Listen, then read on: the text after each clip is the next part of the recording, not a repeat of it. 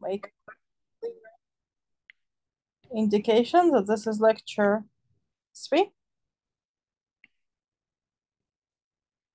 And we are continuing with you discussing Legendre transform, because this is something that's crucial for us in order to understand Lagrange inequality as a concavity principle, which we will now differentiate and get amazing things and amazing new level understanding of isoperimetric inequality and all this. But here's where we are. Here is the important guy for a moment, for a few minutes at least. Legendre transform. So if you have a function on Rn, its Legendre transform is defined like this: supremum of xy minus f of y over y in R.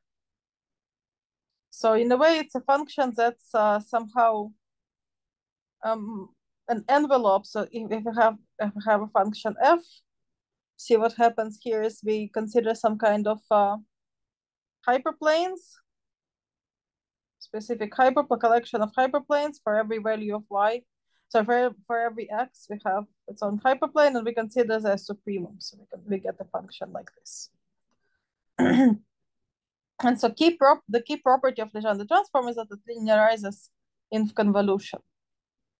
And so therefore, all we care about, this is what we will discuss today later on, the Cope-Landler inequality can be written as a concavity principle exists in terms of Legendre transform. It simply states that logarithm of integral of e to the power minus f star is concave. So before everything else, our objective right now is discuss Legendre transform in a bit more detail, because of course we only just defined it last time. So let's talk a little bit first about Legendre transform.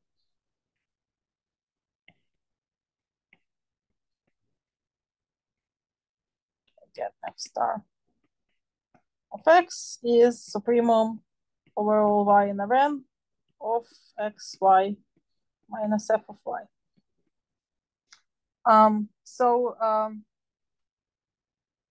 Let's consider some examples.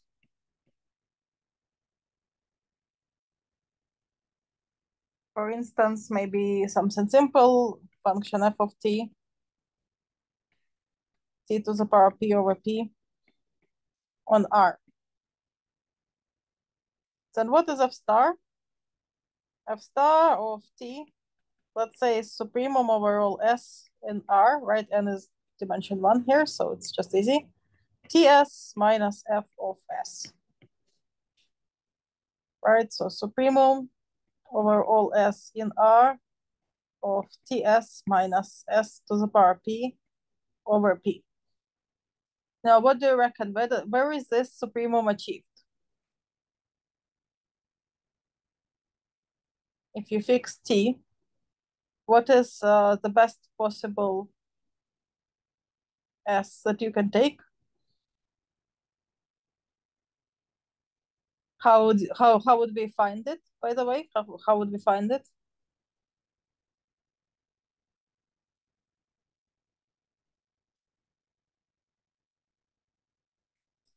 How do we find the max? If you have a function and you want to find the maximal value, an extremum, what do you do? How to? Derivative.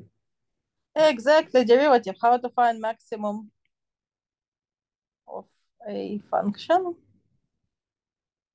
Derivative. Exactly. So let's do Ts minus s over p prime. In S, we get t minus s to the power p minus 1. So it turns out that S optimal, S naught, is if everything's good. If P is strictly, let's say that for simplicity here, P is strictly bigger than 1, or else we're a bit in trouble. S naught is t to the power, so derivative needs to be 0, right? In order for it to be extremum. S naught needs to be t to the power 1 over p minus 1. Let's check that indeed it's maximum and not minimum, right? So I'm claiming that at this point, if p is bigger than 1, Indeed, S not equal to t to the power 1 minus p minus 1 is maximum of this function, ts minus s p over p. Indeed, it has a maximum at this point. And yeah, so we plug it here. I mean, I haven't verified it, but yeah, you can check that it's a little homework, that's maximum, not the minimum. We verify it, we get t times t to the power 1 over p minus 1 minus t to the power p over p minus 1 over p. And as you can see, actually it's going to be t to the power p over p minus 1 minus 1 over p. Or in other words, it's actually t to the power q over q, where q is p over p minus 1, or in other words, q is a dual Hölder exponent to p. So this is our f star of t. So if f of t is t to the power p over p, f star of t is t to the power q over q. This is for the case pq bigger than 1. This is one example. Are there any questions about this example?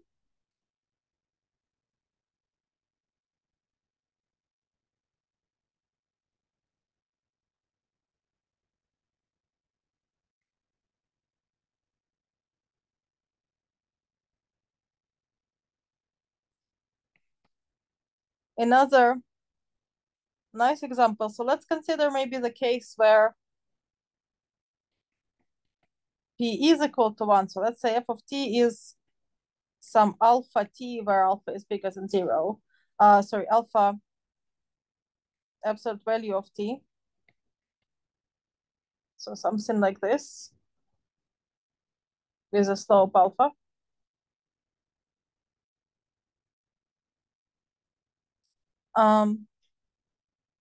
Let's compute f star. It's supremum over s in R of st minus alpha absolute value of s. Any thoughts? Where is the supremum achieved?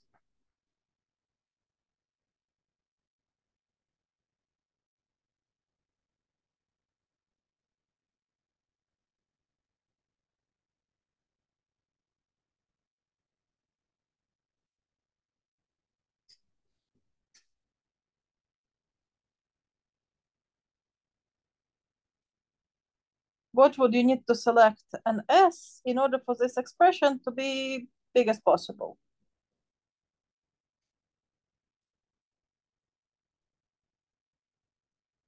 Given t.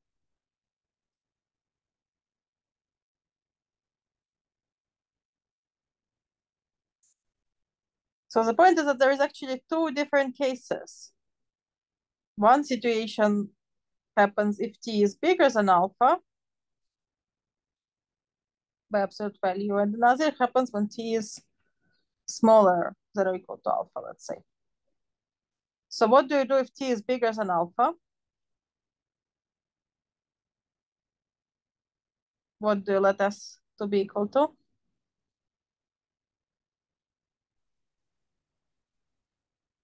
To t.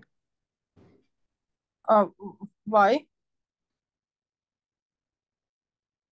So if you have s, if absolute value of t is bigger than alpha, so you have s t minus, so you have basically absolute value of s times signum of s times t minus alpha. That's what you have for this expression. If by absolute value t is signum of s, you can select whatever you want. So you want it to be positive, for example, you can supremum, let's say, of this, right? So you can say that this is the same as supremum absolute value of s here and absolute value of t minus alpha. I put absolute value here because it's a signum, the sign of s you can choose so that it's big as possible. So let's choose so that it's absolute value of t. So if absolute value of t is bigger than alpha, which was selected to be positive, by the way, Then I have an positive number here that I'm multiplying by parameters that I can take as large as possible. So let me just take s to be equal to infinity in this case, and I get infinity. First, so here, take s to be equal to infinity. Do you agree? Yes. Yeah, exactly. Now, what if the absolute value of t is smaller than alpha? Then I have a negative number that I multiply arbitrary parameter by. What do I want this parameter to be?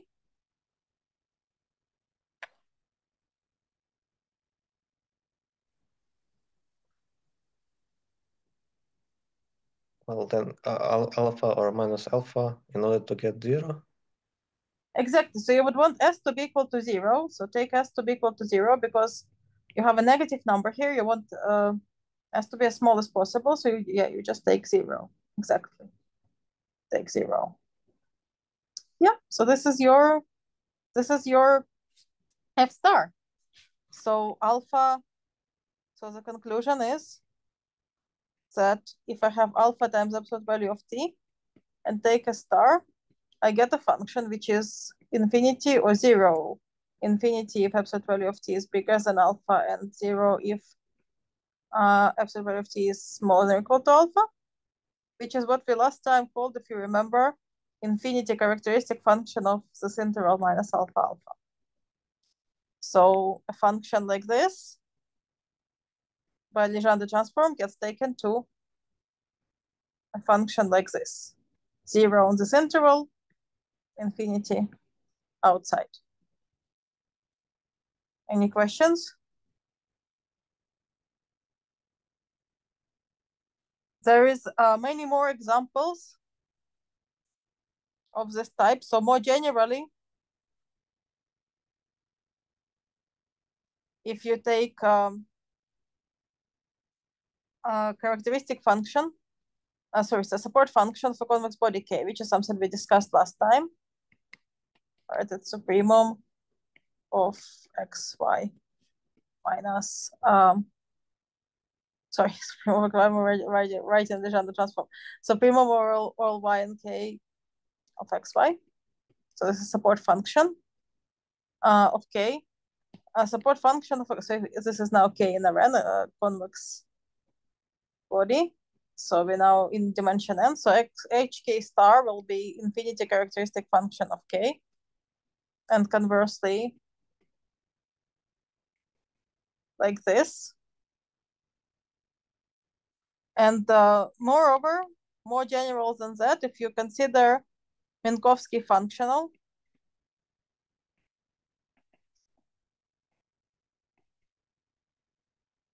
of k. So it's a norm associated with k. It's such a norm on Rn that k is its unit ball. So Minkowski functional is defined to be the infimum overall lambda bigger than 0, sorry, overall lambda bigger than 0, such that x over lambda is in k.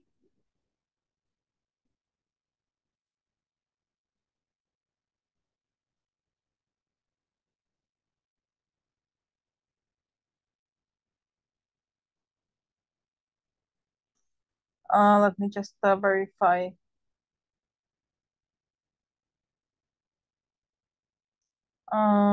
Definition of Minkowski functional. So let's see. So what I'm trying to say is that if you have a body k here, Minkowski functional of k, it's a norm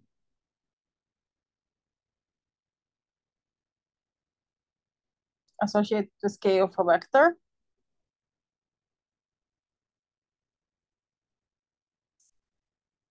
So if x is on the boundary of k, then its norm is 1.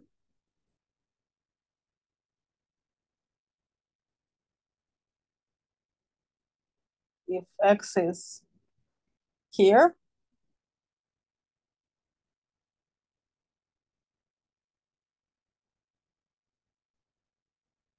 then you'll have to, yeah.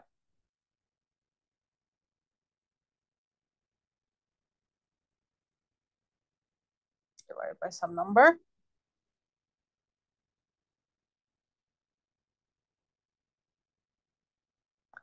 If x is here,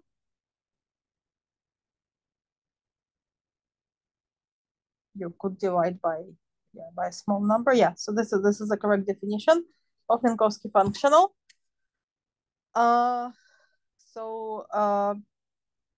In general, if you have Minkowski functional of a convex body k raised to the power p over p bigger than 1, and you take a star, you will get Minkowski functional of k polar raised to the power q over q, where we discussed with u k polar is collection of points y in Rn such that for any x in k, xy is smaller or equal than 1 polar set of k. So this is sort of the key example. In other words, the Legendre transform corresponds to duality. It does some sort of duality on the function level. It takes p holder exponent to q holder exponent, and it does some duality on the domain. Here we replace k with the dual body k polar. So this is Minkowski functional of k, Legendre transform. So this is some basic examples. Let me now very briefly, there is more examples in the notes if you like. Let's briefly discuss some key properties, and again, proofs are either homework or in the notes. Your homework for, I guess, next time is to verify absolutely all the properties related to the Legendre transform. So important fact is that if for any function f on a Rn to R, we have that Legendre transform f star is convex. It's a convex function. Can somebody explain to me why this is the case?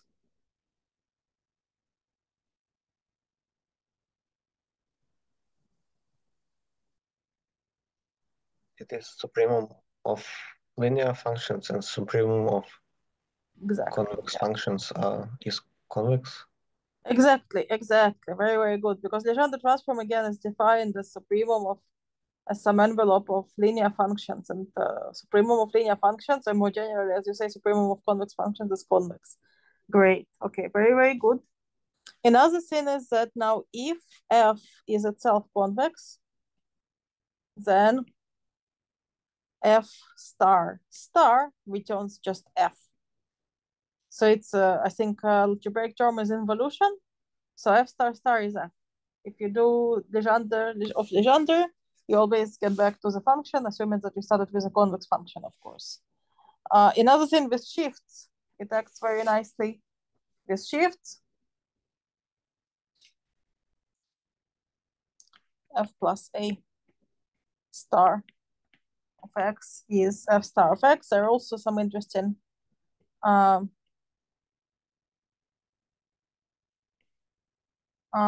properties related to multiplications that I will not discuss. In other words, if you have a function f that you shift, its Legendre transform will shift down. And regarding multiplication, if I take AF star of x, I get AF star evaluated at the point x over a. So this is some basic properties related to Legendre transform. And any questions?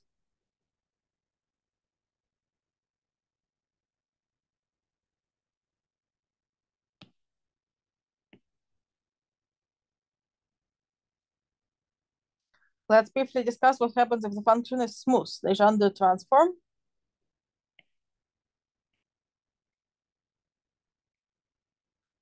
Of smooth functions.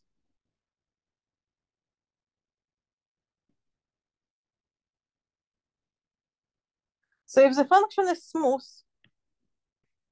f star of x, which is equal to supremum over all y in Rn of xy minus f of y. If it's smooth, you can just find the supremum as we did in the example by taking derivatives.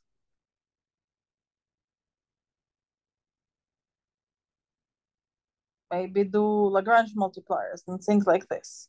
And it turns out that this optimal y where it's achieved is actually nothing but the gradient of f at the point x. And check it as a little homework. And this basically means that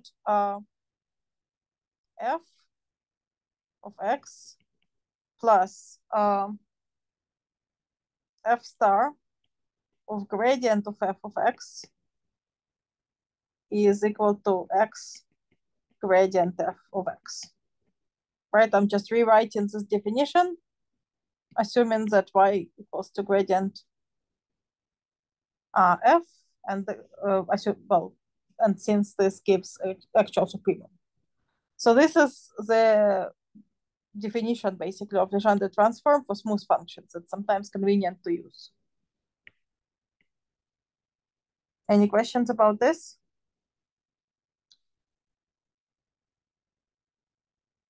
From here, you can also get another very crucial property that actually gradient of f composed with gradient of f star is identity. Or in other words, if I evaluate gradient of f at the point gradient of f star of x, I get x again. All of this is a homework, as I said. And another super cool thing that you get from it is that Hessian of Legendre transform evaluated at the point gradient of f of x is the inverse of the Hessian of f evaluated at x. So all of those things analytically are very useful facts when working with Legendre transform.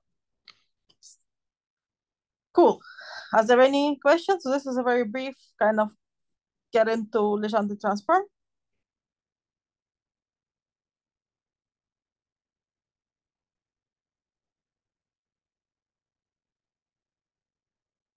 So this was part 1 today. Let's now switch to part 2. Part 2. And this is the main goal of the course in a way, is the generalized Log-Sobolev inequality.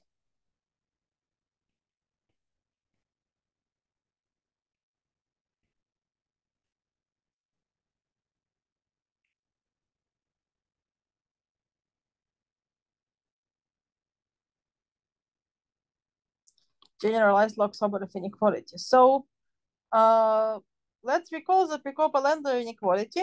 We reformulated the Prokop-Landler inequality in terms of Legendre transform as a concavity principle.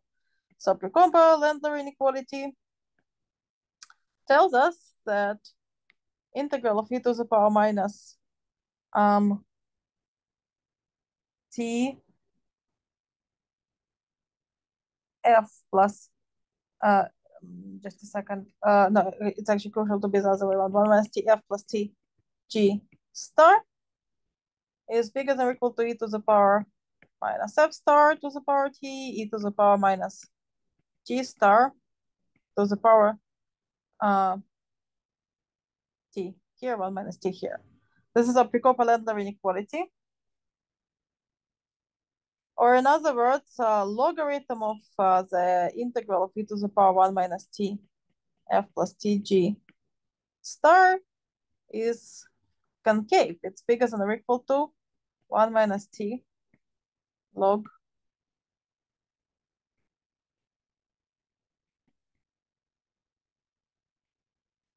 So you guys remember, this is a Prokop-Landler inequality as we proved last time and then we formulated.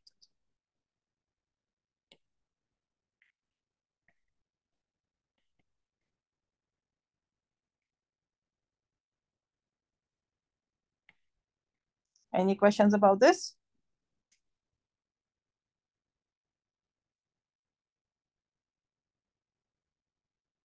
I'm claiming that this fact actually yields very quickly everything we discussed with you earlier, which is isoperimetric inequality, and all those related things, anisotropic isoperimetric inequality. We will now understand functional analogs of the isoperimetric inequality as well as the anisotropic isoperimetric inequality. So you remember that we discussed this kind of general overarching principle that we consider function alpha of t, which is log of e to the power minus 1 minus t f plus t g star.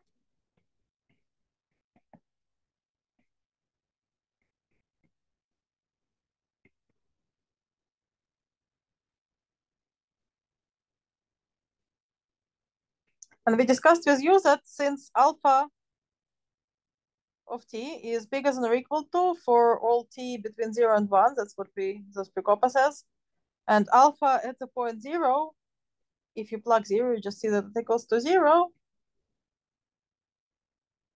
That means that alpha prime of 0 is bigger than or equal to 0.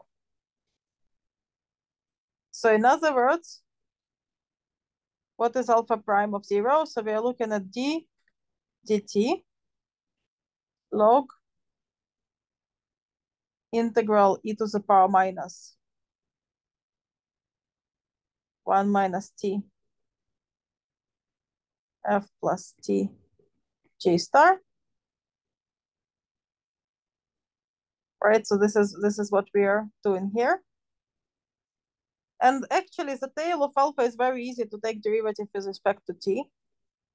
Can somebody help me out with it?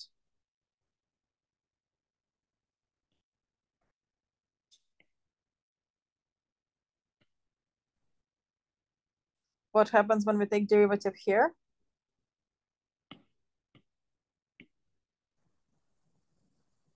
So it's 1 over the integral times the derivative of the integral. You're talking about the first term. I'm talking about the thing that I underlined with orange. Do you see orange? Oh, yeah. How do we take derivative in t? So it's just logarithm of integral. Exactly, it's just plus logarithm. So it's just the integral part doesn't depend on t in any way. It's just plus log e to the power minus f star. And now second term will be just, well, minus log e to the power minus g star. Cool.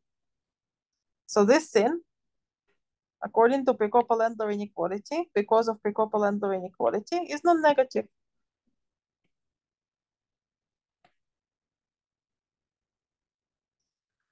Now we are doing what you said.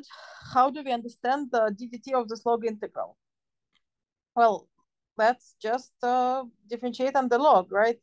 So in general, you know that log of, let's say, phi of t prime is phi prime of t over phi of t, right? Because of, well, rules of differentiation. You're familiar with this? So therefore,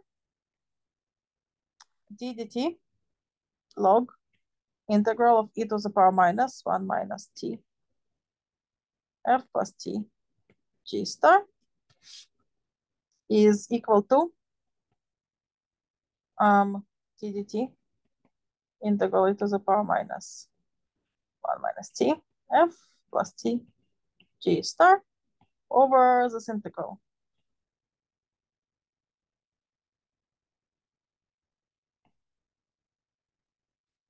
Agreed? Yes. Good. Well, now we differentiate under integral and under exponent. So here, by the way, let's plug t equal to 0, right? We want to plug t equal to 0. Let's just plug t equal to 0. So at the bottom, I actually have just e to the power minus f star. Now at the top, I have minus e to the power minus, again, f star. And I have this one thing that we need to understand, d dt of 1 minus t f plus tg star. Do you agree with me?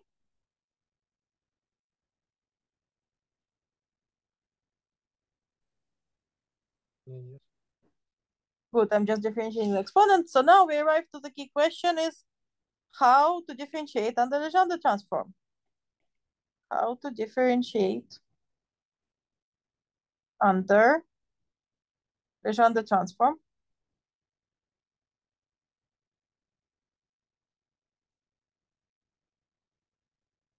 And it turns out that's actually not very difficult. Let me formulate the lemma and partially explain it.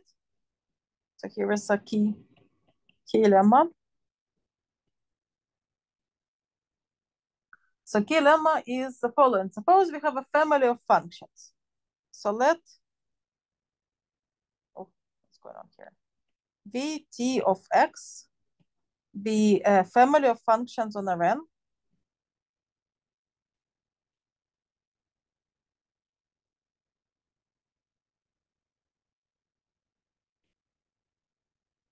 Indexed by t, indexed by this parameter t, for t ranging between 0 and 1, let's say, such that there is good smoothness. Vt of x is C2 of class C2, both on Rn and R, or 0, 1, let's say. So it's continuous, quite continuously differentiable in t and x. And also suppose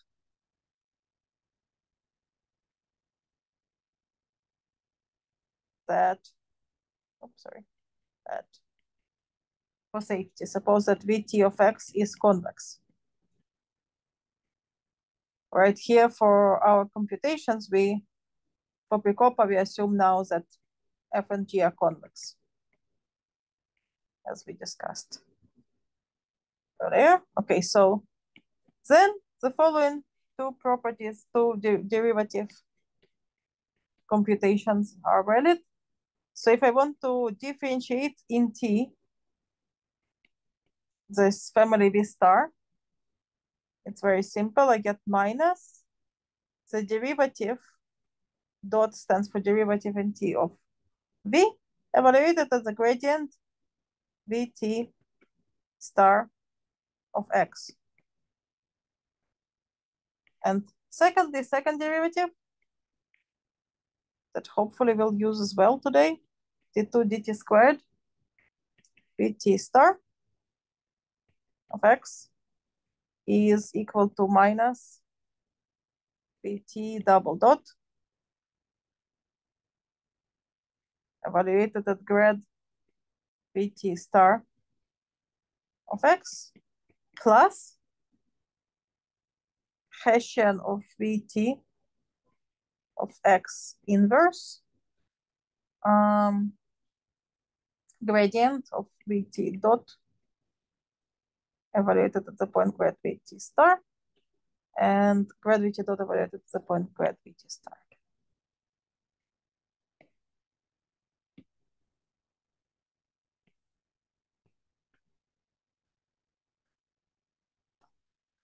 These are two derivatives under Legendre. So the second part, I believe, is a little homework. Actually, it's not very difficult. And I can just leave a hint for the first part. You use the property Vt of x plus Vt star of grad Vt of x is x grad Vt of x and differentiate in t. And that's what we will arrive to. Are there any questions about this?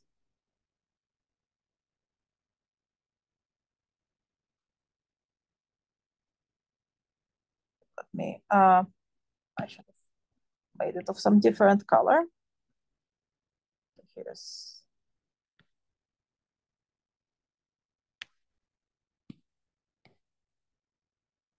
So let's go back to this expression.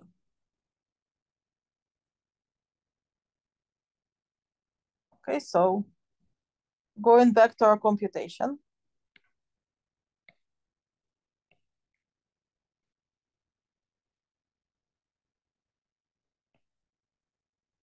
we want to differentiate in t 1 minus tf plus tg star.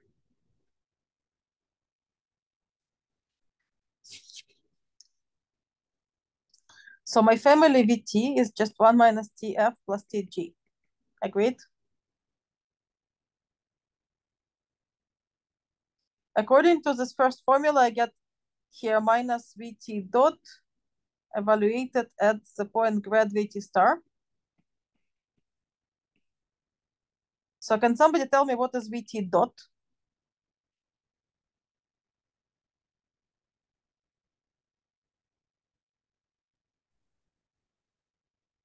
No? G minus F. G minus F, exactly, very good. What is grad Vt star? At the point t equal to 0, let's say.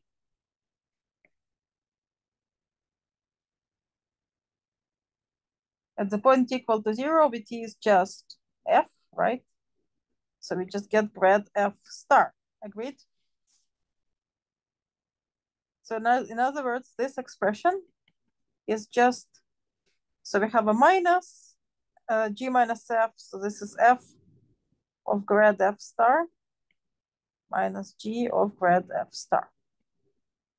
Do you agree? Yes. Great. So here we have equal. Let's write it all out. Equal. At the bottom, we have e to the power minus f star. And at the top, we have minus integral e to the power minus f star. And here, f of grad f star minus g of grad f star. Amazing. Okay, very good. So now, let me just very quickly make a change of notation for convenience. Capital F will be f star.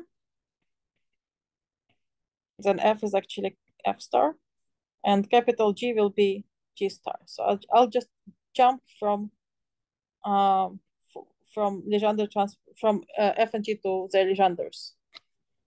Then what do we have? So we were computing here this first term, but the inequality tells us that this first term plus this log minus this log is bigger than 0. So long story short, we have, I will apply the minus here. So here we have integral of e to the power minus capital F now. And at the top, I have integral of g of grad f minus f star of grad f at the point e to the power minus f minus log e to the power, what was it? Minus f, right? Plus minus log e to the power minus g is bigger than 0. Good. So this I'm claiming is finally this generalized Log-Sobolev inequality almost. So let me first formulate theorem that I call Minkowski's first inequality for functions.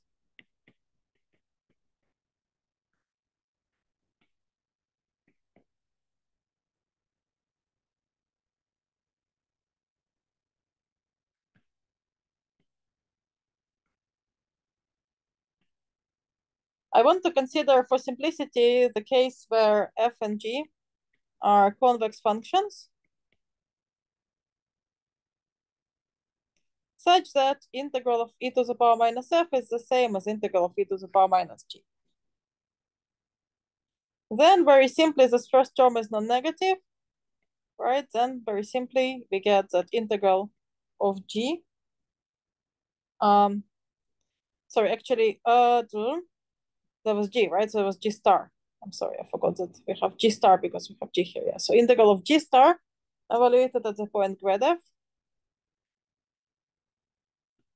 times e to the power minus f is bigger than or equal to integral of f star of grad f times e to the power minus f.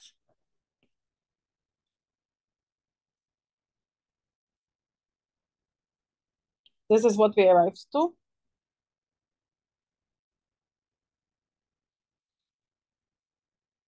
So little homework is consider the case where f of x is an infinity characteristic function of k and g of x is infinity characteristic function of some body L. And I'm claiming that what you will get is actually precisely Minkowski's first inequality that we discussed with you last time.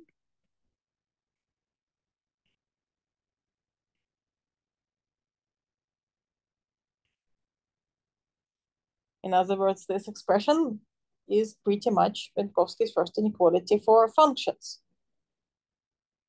And immediately let me formulate finally the generalized Log-Sobolev inequality, so theorem.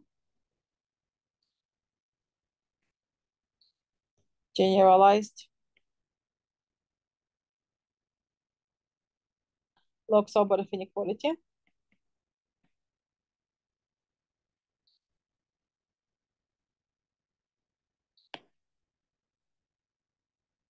So suppose we have f and g, we restrict ourselves to convex functions, so that's fine.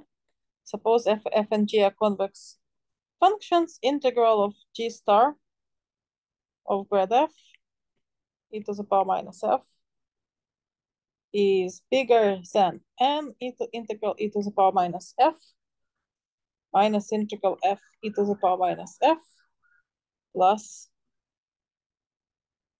integral of e to the power minus f times the log of the ratio of the integrals.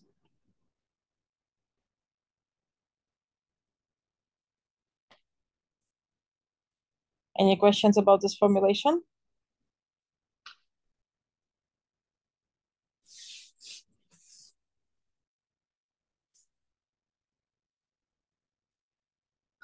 So let's prove it. So what do we know? We know from what we discussed here, here, that integral g star of grad f e to the power minus f minus integral of f star of grad f e to the power minus f plus integral e to the power minus f times the log of the ratio. All right, I'm using the properties of difference of logarithms as log of the ratio is non-negative, right? So this is what we verified here. So as you can see, it's almost what's written in the theorem. So we just need to verify that what's written here and integral to the power minus f minus integral of f e to the power minus f is the same as integral of f star grad f e to the power minus f. Just one quick check.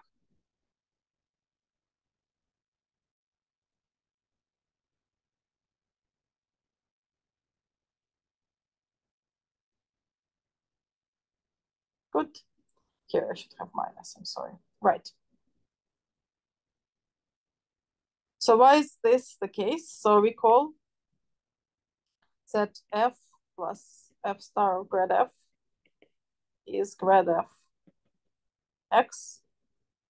So therefore f star of grad f I can replace with minus f plus grad f x.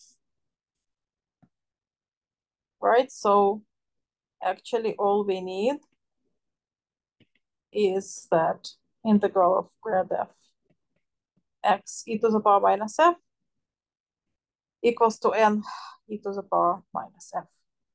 Can somebody tell me why this is the case?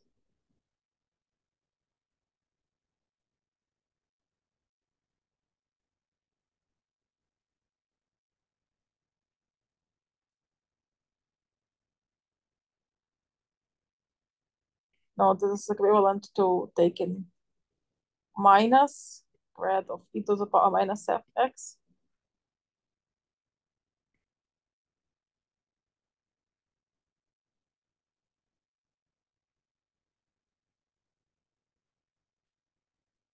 I'm claiming this is actually true for any function. And integral phi is equal to minus grad phi x. This is something that follows from integration by parts. It's something that if it's not obvious to you, you need to brush up a little bit your calculus 3. So this is just classical integration by parts. There is a lot written about it in the notes in great detail. So if you don't remember it, you can read it there, but I don't think I want to spend time discussing it in great detail right now in the lecture. So this is a proof of generalized Log-Sobolev inequality. Any questions?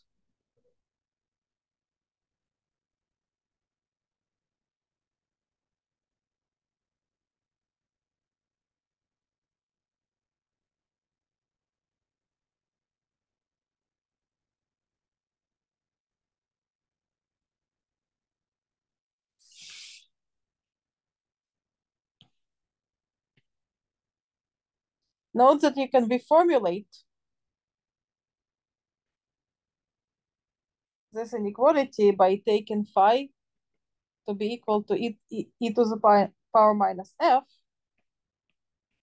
and you get that integral of g star of minus grad phi over phi times phi is bigger than or equal to n integral of phi plus something that's called entropy of phi, where entropy of phi is integral of phi log phi minus integral phi log integral phi. So from here in particular, you could also get something called the Gaussian Log-Sobolev inequality. Now this is what's actually classical. Gaussian Log-Sobolev inequality.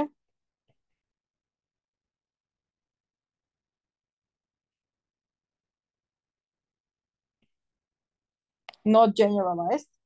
So in order to take Gaussian Log-Sobolev inequality, you need to have very special case of g of x equal to the bag norm squared over 2, which is the same as its g star of x. So in this very particular case, you will get something that's called the Gaussian Log-Sobolev inequality, which is the Gaussian entropy of a function squared is bounded by 2 times grad g squared d gamma, where d gamma is a Gaussian measure that we discussed with you also last time, and the Gaussian entropy of a function is pretty much same thing I wrote above, but with respect to the Gaussian measure.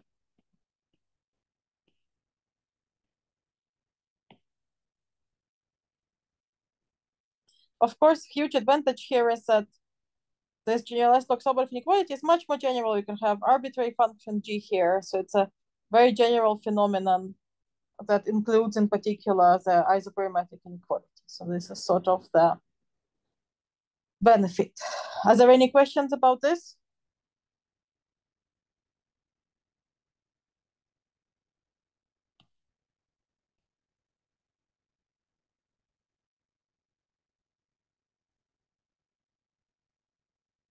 So this is one of our two big goals somehow of this whole program, this generalized Log-Sobolev inequality. And the other goal is actually pretty quick, and I hope that I will be able to accomplish it in the remaining small amount of time. So this was our part 2, generalized Log-Sobolev inequality. Let's now discuss completely different part 3, the Braskov-Lieb inequality. And this will somehow really enable you to see all this as a periodic phenomenon in a global way, the Braskov-Lieb inequality.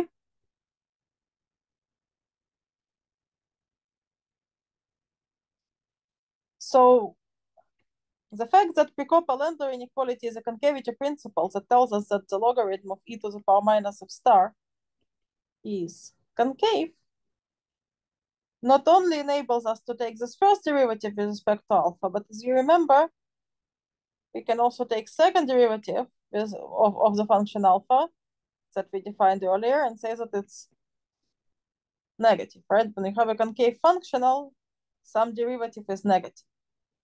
So in other words, here, let's just say that ft, let's consider a family of transformation ft, which is f plus tg, just some perturbation of the function f.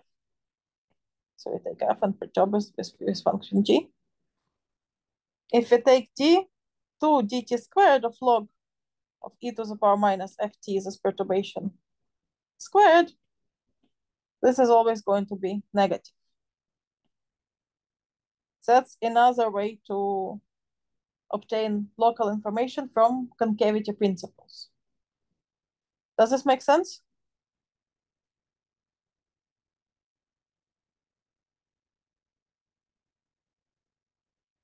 So let's take the second derivative. So d dt, let's first take the first derivative. We get e to the power minus ft star at the bottom minus integral d dt ft star e to the power minus ft star at the top.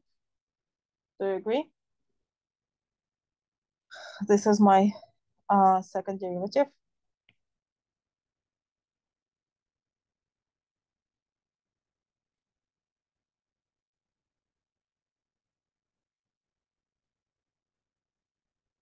And we take this derivative again. What do we get? We differentiate the top and multiply it by the bottom. Here I have e to the power minus ft star squared. Here I have minus integral d2 dt squared of ft star e minus ft star, and then of course plus d dt ft star squared e to the power minus ft star. This is the first term. And then of course minus the second term.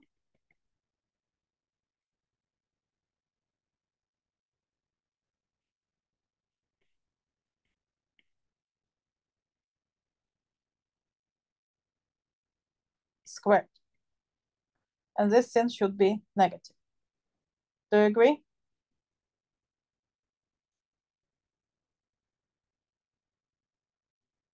So here, all that remains is to recall that, of course, we need to, well, first of all, we need to plug t equal to 0.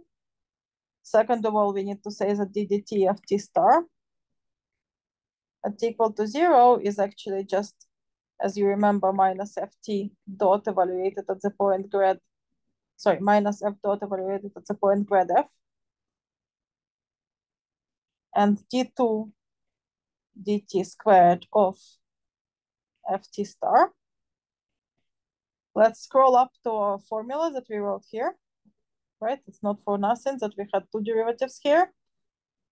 It's second derivative of the perturbation itself, which in this case will disappear because we have a perturbation which is linear in t, plus this crazy guy. Let's write it out. Grad ft evaluated at, sorry, no t again, we plug t equal to 0. Grad f, Hessian of f evaluated at grad f inverse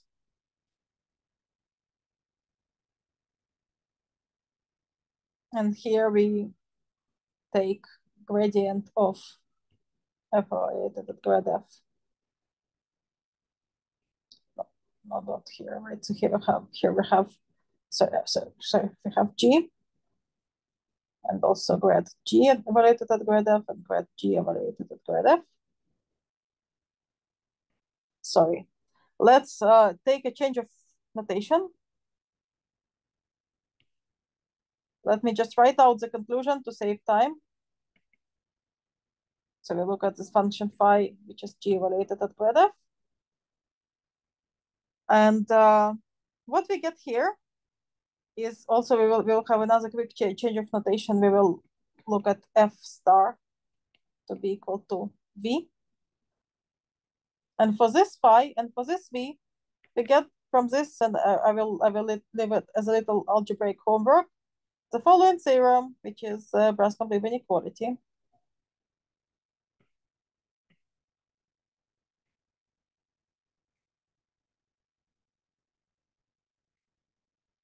That tells us that integral of phi squared times e to the power minus v minus integral of phi e to the power minus v squared. Here we will need to assume that integral of e to the power minus v equals to 1 also for simplicity.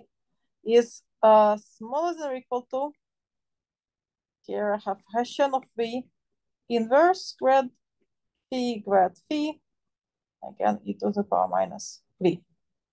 So this is something that's called the Brass-Kaplan inequality. Here we of course assume also that phi is convex. So spoiler alert for phi, we don't need to assume anything. Phi can be absolutely arbitrary. And it's a very, very useful inequality in convexity and probability theory. You can also replace e to the power minus v dx as the measure mu. So mu is a log-concave measure. So this is kind of a fundamental property of log-concave measures.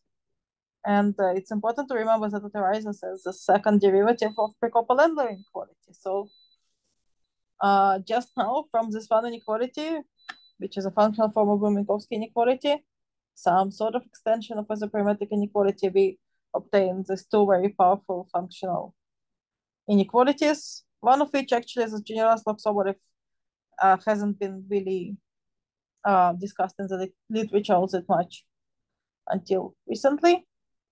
So that's it. That's pretty much what I wanted to say. Are there any questions? Let me look at Zoom. So, what's going on?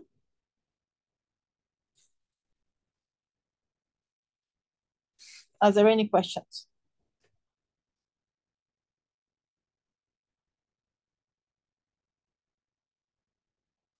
Let me open Scribble again. Maybe from looking at the Scribble, you can think of some questions if you need to. Of course, one thing about doing lectures on Zoom is a bit upsetting when there isn't a lot of reaction. I'm very grateful to those of you or that person that participated in the lecture and asked questions. Maybe someone else wants to say or ask something.